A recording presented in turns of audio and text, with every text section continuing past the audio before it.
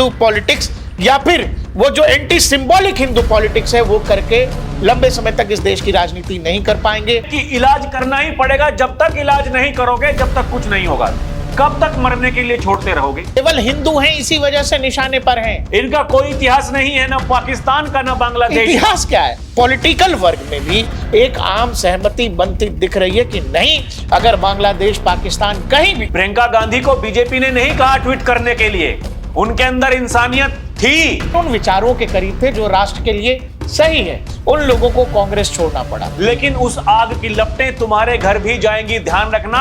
और जिस दिन तुम्हारा घर जलेगा तुम्हें बचाने वाला कोई नहीं मिलेगा। तो बांग्लादेश में हमारी भाइयों के खिलाफ ऐसे कैसे हो रहा है? फिलिस्तीन के लिए तो बतेरे निकल जाता है। इतना प्रेम वहां के लिए उमड़ रहा है, तख्ती लेकर के सड़कों पर उतर जा रहे हैं, तो भाई साहब चले जाइए ना। दुनिया में जो भी सिविलाइजेशन अपने इतिहास से नहीं सीखता है वो एक दौर के बाद खत्म हो जाता है। इतिहास हमें यही बताता है। लेकिन जहां तक भारत की बात है, जहां तक भारत के हिंदू समाज की बात है, बहुसंख्यकों की बात है, हम दुनिया में इकलौते ऐसे समाज हैं जिनको अपने इतिहास से कोई मतलब ही नहीं है, जिन्होंने अपने इतिहास से कुछ सीखा ही नहीं है। ऐसा कई बार लगता है।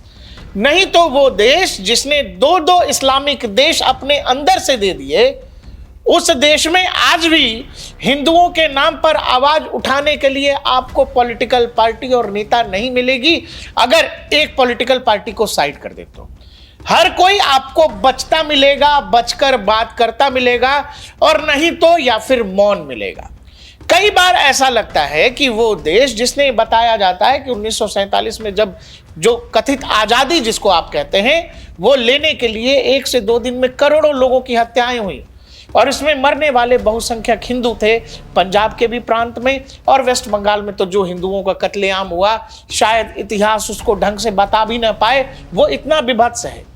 लेकिन हम पता नहीं, या तो जैसा कि हम लोग पहले भी कहते रहे, राहुल जी भी कहते रहे कि भाई इतने लंबे समय तक दर्शकों हम लोग गुलाम रहे ना, अलग अलग लोगों ने हम पर शासन किया, अंग्रेज थे, उससे पहले मुगल थे, उससे पहले भी लोग थे।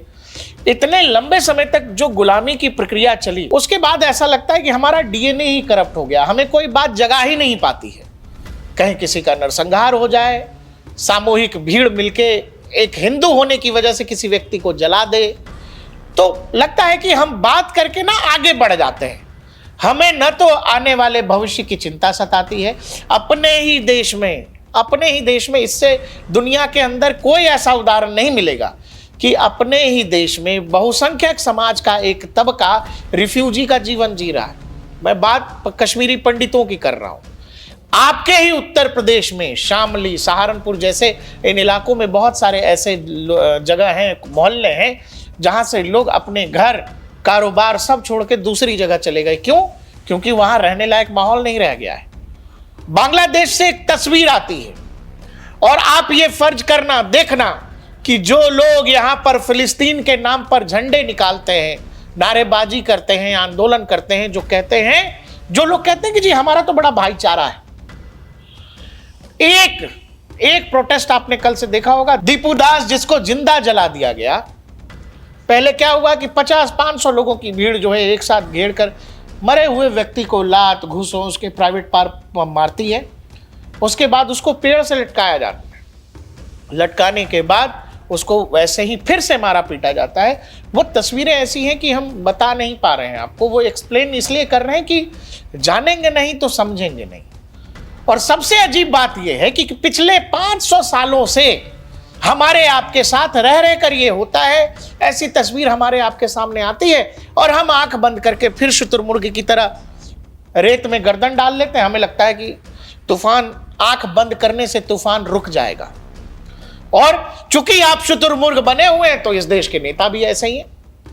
लेकिन एक मुझे लग रहा है कि एक तस्वीर, इसे बदलती हुई तस्वीर कह लें या फिर राजनीतिक प्रभाव कह लें या फिर पार्टी के अंदर बर्बाद होती एक पार्टी को नई कहानी गढ़ने की कोशिश। प्रियंका गांधी का यह ट्वीट ध्यान से देखिए और फिर याद करिए कि पिछले 10, 15, 25 सालों में कांग्रेस के किसी नेता के मुंह से आपने हिंदू वर्ड इतनी स्पष्ट साफ गोई से कब सुना है? या यूं कहें, अगर गांधी परिवार की बात करें तो गांधी परिवार के किसी भी बड़े नेता के मुंह से आपने हिंदू के मरने पर यह चिंता कब व्यक्त की गई थी? आपको अगर याद आता हो तो हमें कमेंट सेक्शन पर बताइएगा। उसके बाद जब यह लिखा जा रहा है तब यह गौर करिएगा कि नेता विपक्ष राहुल गांधी देश में नहीं है। तो क्या कांग्रेस अब यह मान रही है कि कांग्रेस को इस देश का बहुसंख्यक समाज एंटी हिंदू समझ रहा है, या उसका मैसेज गलत जा रहा है कि आप अगर फिलिस्तीन का बैग टांगकर संसद में पहुंच रही हैं तो फिर बांग्लादेश में दीपू दास की हत्या पर भी आप चुप नहीं रह सकती हैं? आपको याद होगा पिछली बार भी, ये तो दीपू दास की जो आपने तस्वीर देखी, पिछली बार यानी 1 साल पहले जब शेख हसीना निकली राहुल जी, उस समय भी हिंदुओं के घरों में अत्याचार हुए, हिंदुओं की बहु बेटियों के साथ रेप हुआ, बलात्कार हुए, उनके घरों को जलाया गया, मंदिरों को जलाया गया, वो भी बहुत विभत्स। लेकिन उस समय कांग्रेस की तरफ से आपको कुछ नहीं मिला होगा। फिलिस्तीन का बैग लेकर के प्रियंका गांधी जरूर चली गई थी, लेकिन यह सब तब हो रहा है जब एक दिन पहले नितिन गडकरी से मुलाकात होती है, फिर संसद के सत्र के खत्म होने पर चाय पर चर्चा में प्रधानमंत्री और बाकी नेताओं से मुलाकात होती है प्रियंका गांधी की। उसके बाद प्रियंका गांधी का यह मैसेज, एक मैसेज तो है कि पार्टी के अंदर ही एक मैसेज देने की कोशिश है कि आप लंबे समय तक एंटी हिंदू पॉलिटिक्स या फिर वो जो एंटी सिंबॉलिक हिंदू पॉलिटिक्स है वो करके लंबे समय तक इस देश की राजनीति नहीं कर पाएंगे।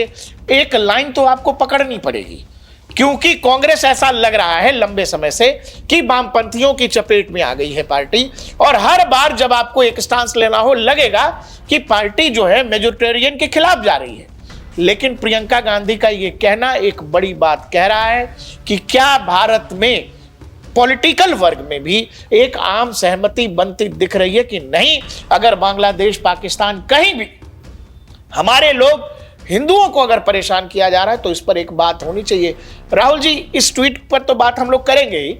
ये जो मैंने इतिहास की बात कही, हमारे यहां भी कुछ होता है, लोग ऐसे बात करके आगे निकल जाते हैं। अरे आप ये जो लोग कर रहे हैं, जो लोग लात मार रहे हैं, जो लोग जूते मार रहे हैं, जो लोग जला रहे हैं, आप इनका उम्र क्या समझते हो?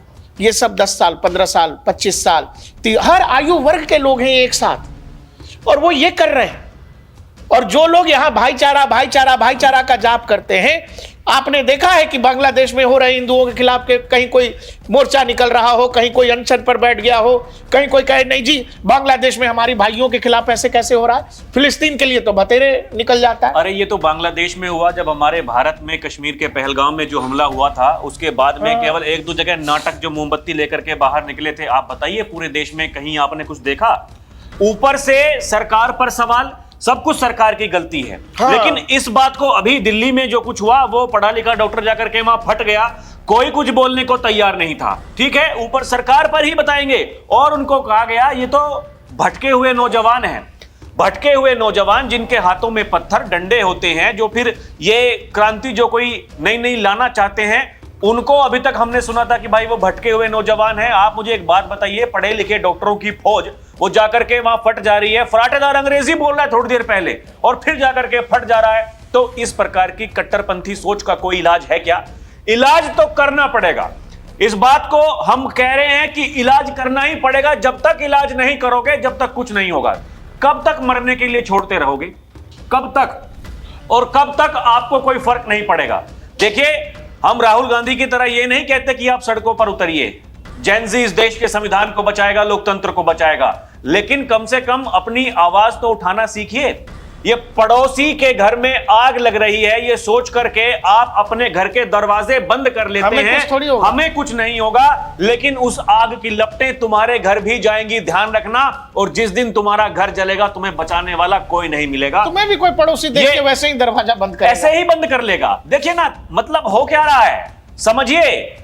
ये तो हम बंगाल की बात कर रहे हैं कि बंगाल में जो कुछ हुआ, लेकिन बंगाल इतनी हिम्मत कैसे आती है कि कोई किसी को मार के जला के कर दे रहा है? एक साधारण सी बात समझिए दर्शकों, हमें किसी से नफरत है, या फिर हमने ये सोच लिया है कि भाई साहब उसको खत्म करना है। ये उदाहरण के तौर पर मैं बता रहा हूं, कोई आदमी जाएगा चुपचाप जाकर के उसके साथ में जो कुछ करना हो कर करके चला जाएगा, ठीक।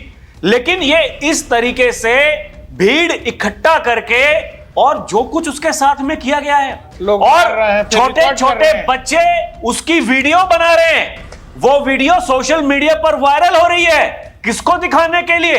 क्या करने के लिए, क्या जताना चाहते हैं? और सबसे अजीब बात है राहुल जी, ये कौन लोग हैं जो ये कर रही है? कौन लोग हैं ये लोग? भाई वेस्ट बंगाल हमारा रहा, ईस्ट पाकिस्तान जिसको वेस्ट, जो ईस्ट का हिस्सा है वेस्ट बंगाल का, वही एक ही तो था ना दोस्त। दोनों ही यहां से जन्मे हैं, इनका कोई इतिहास नहीं है, ना पाकिस्तान का ना बांग्लादेश। इतिहास क्या है? 1971 में तुमको अलग देश हमने दिया, अलग झंडा हमने दिया, वो हमारे ही साथ रहने वाले लोग हैं, पूर्वज बाप दादा सब हमारे साथ पले बड़े हैं। लेकिन इतनी हिंसा, इतना मतलब क्रोध कि आप अपने साथी को क्रोध किस बात के ऊपर? ऐसा क्या कारण था? क्या कारण था? तुम्हारे यहां का जो वो क्रांतिवीर था उसको कोई आकर के मार देता है, कोई अज्ञात अननोन गनमैन, तो वो हिंदुओं के खिलाफ, तो वो हिंदुओं के खिलाफ आप हिंसा कर देंगे। ये कहां तक जायज है मेरे भाई? जिसको तुमने हटाया, तख्ता पलट करवाया, शेख हसीना, वो भी मुस्लिम है। और जो ये कलाकार था जो क्रांति वहां पर लाना चाह रहा था, जिसको किसी ने जाकर के ठोक दिया, हमें नहीं पता किसने ठोका, हमें नहीं पता भाई, हम क्यों बहस करेंगे इसके ऊपर? हमें नहीं पता किसने ठोका। ये जो तस्वीरें वो भी मुस्लिम था। राहुल जी, लोग ना वीडियो स्क्रॉल कर दे रहे हैं, ये जो तस्वीरें देख करके आपको देख नहीं पा रहे हो, आपको ना अंदाजा नहीं होगा कि नोआखली के दंगे में, बंगाल में जिस समय भारत बट रहा था, बंगाल बट रहा था और पंजाब बट रहा था, उस समय कितनी हिंसा हुई होगी, कितना खून खराबा हुआ होगा। और इसके बाद भी वही सेम समस्या हमारे यहाँ बनी हुई है। मतलब आज तो कि भाई सोशल मीडिया का जमाना है, तस्वीरें पहले सुर्खियां बनने से पहले वो आपके मोबाइल फोन पर आ जाती हैं, आप देख सकते हैं। लेकिन आप कल्पना कीजिए, आज से 75 साल पहले जब देश आजादी के साथ साथ जब बंटवारा भी हो रहा था, तो क्या हुआ होगा? आपको कौन बताता है? किसने आपको क्या पढ़ाया? कौन लोग थे जो यहां पर इतिहासकार थे जिन्होंने वो इतिहास बनाया, आपको पढ़ाया, मूर्ख बनाया? कभी आपने इस बारे में गौर की है? कभी सोचा है कि आपके साथ में क्या हुआ है? और आज भी यही बात है। अगर इन चीजों पर समझिएगा, अगर आज भी टीवी डिबेट्स हो रहे हैं, कोई चर्चा कर रहा है, तो उसको ये कहते हैं, ये ध्रुवीकरण की राजनीति, ये बीजेपी के कहने पर हो रही है।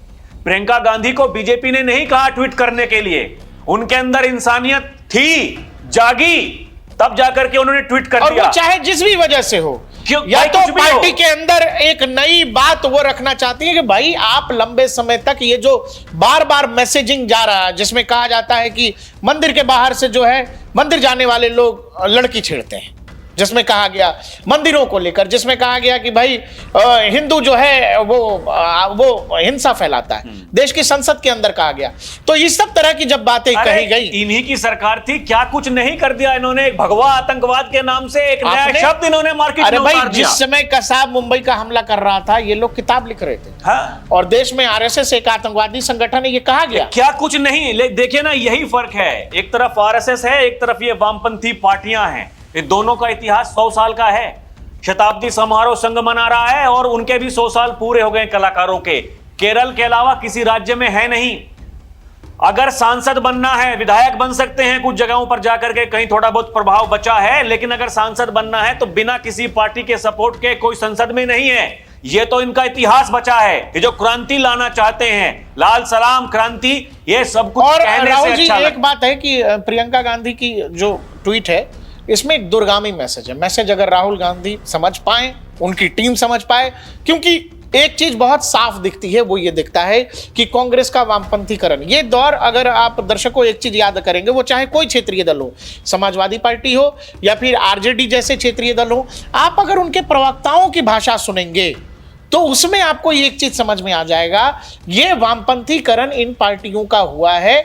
और एक तरह से ये जो भीम मीम की बात करते हैं, वो जो कहानी है, वो कहानी इन क्षेत्रीय दलों से अचानक जोड़ी गई है और उसमें बेहद आक्रामकता है। वो सीधे पितृसत्ता, ब्राह्मणवाद, इन सब की बात करने लगते हैं, जिसमें तमाम जातियों को गाली देने की बात की जाती है। यही तो और कुछ इसी तरह के लोग आपको कांग्रेस में भी दिखेंगे।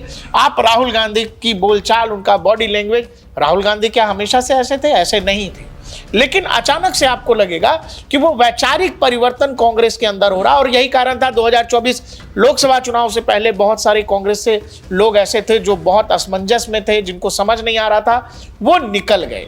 वो कहीं ना कहीं एक तरह से आरएसएस की विचारधारा के करीब थे, आरएसएस के नहीं थे, लेकिन उन विचारों के करीब थे जो राष्ट्र के लिए सही है, उन लोगों को कांग्रेस छोड़ना पड़ा। आप प्रियंका गांधी की एक ट्वीट में मैं ये समझ रहा हूं कि इस एक शब्द को लिखने के लिए जो हिंदू लिखा गया, कितनी मेहनत करनी पड़ी होगी और मेहनत के कितना सोचना पड़ना होगा। और उसमें भी अभी भी आप देखो वहां मारा किसको गया, एक हिंदू को मारा गया जो लिखा है प्रियंका गांधी ने। जिस भीड़ ने मारा है वो भीड़ कौन है? जो लोग सीधे सीधे पीछे से नारे लगा रहे हैं, अल्लाहू अकबर, नारा तकबीर, अल्लाहू अकबर, और लगातार वीडियो रिकॉर्ड किया जा रहा है। बांग्लादेश एक इस्लामिक देश है, मारने वाले लोग मुसलमान हैं। कांग्रेस के अंदर प्रियंका गांधी अभी भी ये लाइन नहीं लिख सकी हैं कि मुस्लिम भीड़ ने इस तरह से एक हिंदू युवक को मारा, ये गलत है। बांग्लादेश एक इस्लामिक देश है। बावजूद इसके ये संकट हमारे यहाँ जो लोग हैं, जो कांग्रेस के लोगों, मतलब जो वोटर है हमारे यहाँ, उसको ना बुरा लग जाए, बचते बचाते लेकिन एक शुरुआत जरूर की है जिसमें कहा है कि एक हिंदू युवक दीपदास चंद्र को जो है इस तरह से जलाया गया, ये उचित नहीं है। अल्पसंख्यकों की रक्षा होनी चाहिए। एक और बड़ी बात है, ठीक है, आप यहाँ जो हिंदुस्तान में जो अल्पसंख्यक हैं आप उनकी बात करते हैं, उनकी रक्षा होनी चाहिए। यहाँ का उदाहरण एक दे करके बता दीजिए, ऐसी कोई घटना हो और जिसके बाद में यहाँ का विपक्ष या फिर कोई भी नेता कोई शांत बैठ करके ऐसा तमाशा देखने के लिए तैयार हो गया हो। अब प्रियंका गांधी जो कुछ कह रही हैं, अच्छा सरकार से वो बड़ी उम्मीद लगा रही है कि सरकार इसे करेगी। सरकार क्या करेगी? वहां की जो सरकार है वो पहले से ही मौन है। वो केवल दुर्भाग्यपूर्ण बताने से कार्रवाई नहीं होती है। सवाल है कि आपने क्या किया। इसका मुझे एक केवल उपाय दिखता है प्रकाश जी, खोल दीजिए दरवाजे। जितने भी पाकिस्तान में बचे हैं, जितने भी बांग्लादेश में बचे हैं, जो भी प्रताड़ित हैं, उनके लिए खोल दीजिए दरवाजे और आने दीजिए उन्हें यहाँ। और जहां यहां इस हिंदुस्तान में जो रहने वाले हैं, जिनका प्रेम बार बार इस तरीके से उजागर होता है, वो भी चले जाएं जिनको जाना हो। कभी फिलिस्तीन के नाम पर, कभी पाकिस्तान के नाम पर, कभी और बहुतेरे देश ऐसे हैं, भेज दीजिए ना, उनको जाने दीजिए। एक बार पता तो लग जाए कि क्या होता है क्या नहीं होता है। जाइए, जहां से प्रेम मिल रहा हो वहीं चले जाओ। अगर इतना प्रेम वहां के लिए उमड़ रहा है, तख्ती लेकर के सड़कों पर उतर जा रहे हैं, तो भाई साहब चले जाइए ना। सरकार को ये करना चाहिए, क्यों नहीं कर रहे हैं? क्या हो गया? सीएए कहा आपने, जो शरणार्थी आए हैं, जो बाहर दूसरे देशों में जो अल्पसंख्यक हैं, वो यहां पर जब आए, उनको नागरिकता देने की बात हुई, इन विपक्ष वालों ने सड़कों पर फौज उतार दी अपनी यहां तांडव करने के लिए। और ये वो लोग थे जो 2014 से पहले इस देश में आ चुके थे, उनके लिए सीएए एनआरसी आया था। अब पहले जो कुछ हुआ, जो लोग आए तो आए, अब जो सामने दिख रहा है, जो कुछ हो रहा है, अब क्या कहेंगे? अब क्या बोलेंगे? क्या किसी के अंदर हिम्मत है कोई खड़े होकर के कह दे इस देश में दरवाजे खोल दीजिए? दलित राजनीति के बहुत सारे चैंपियन हैं, हाँ, शोषितों के बहुत सारे चैंपियन हैं। इनको ये बताओ कि ये जाहिल जो यहाँ पर चद्दर ओढ़ के ठंड में सोए हैं, इन जाहिलों से कोई पूछेगा कि बांग्लादेश में जो लोग हैं, जो हिंदू अरे हैं, क्या वो कौन बोल है? पाएंगे? अभी 4 दिन पहले शामली में एक पति ने अपनी पत्नी, दोनों बच्चियों को मार दिया केवल बुर्का ना पहनने की वजह से। कोई कुछ बोला क्या? कोई कुछ बोला क्या? ये क्या बोलेंगे? ये क्या बोलेंगे? ये तमाशा दिखाते हैं लोग। हमारे आपके बीच में जो भी वीडियो आप देख रहे हैं, दर्शकों एक चीज समझना, हमारे आपके बीच में चूंकि इस देश में जाति चलती है, तो जिसको जो जाति समझ आती है, अपना जातिवादी पॉलिटिक्स, जो लोग इस देश में दलित राजनीति के नाम पे की शोषितों की, आदिवासी की, दलितों की आवाज हम उठा रहे हैं, उन नेताओं से जरा पूछना कि बांग्लादेश में जो लोग जलाए जा रहे हैं, ये दीपूदास कौन था? पूछिएगा उनसे। बांग्लादेश में रहने वाली अधिकतर हिंदुओं की आबादी जो है वो दलित है, पिछड़े हैं, और उनको इसीलिए इस तरह की हिंसा का शिकार बांग्लादेश में होना पड़ रहा। क्यों? क्योंकि यहाँ वाले आपको नेता वो बताएंगे नहीं। हिंदू हिंदू तो बात आ रही है, लेकिन वो आपको ये नहीं बताएंगे कि वो लोग केवल हिंदू हैं इसी वजह से निशाने पर हैं, दलित हैं, पिछड़े हैं। अच्छा ये दलित है, इसको छोड़ दो, ऐसा नहीं है। उनकी आइडेंटिटी हिंदू है, इसीलिए वो निशाने पर हैं। इसीलिए इस देश में जो आपको दलित, पिछड़ा कह के आपके नाम पर राजनीति करते हैं, जिस दिन आप निशाने पर होंगे तो आपकी आइडेंटिटी केवल हिंदू होगी, इसीलिए आप निशाने पर होंगे। किसी से नहीं पूछा गया पहलगाम में कि भाई अपनी जाति बताओ, आप ठाकुर हो, ब्राह्मण हो, लाला हो, तो चलिए इनको मार देते हैं। आप क्या हो? तो जी दलित हो, SC ST हो, OBC हो, नहीं इनको छोड़ दीजिए। नहीं, आपकी पहचान उनकी नजर में केवल हिंदू है। और इसीलिए इस देश में जो लोग आपको जातियों में बांटकर राजनीति करते हैं, वो केवल अपने फायदे के लिए बात करते हैं। बांग्लादेश में जिन भी हिंदुओं के खिलाफ अत्याचार हो रहा, वो 70-80% आबादी जो है वो दलितों की आबादी है। और इस देश के तमाम दलित चैंपियन जो बड़े बड़े हैं, उन तमाम दलित चैंपियनों के मुंह से आपने दीपू चंद्रा की मौत पर एक शब्द अभी तक नहीं सुना होगा।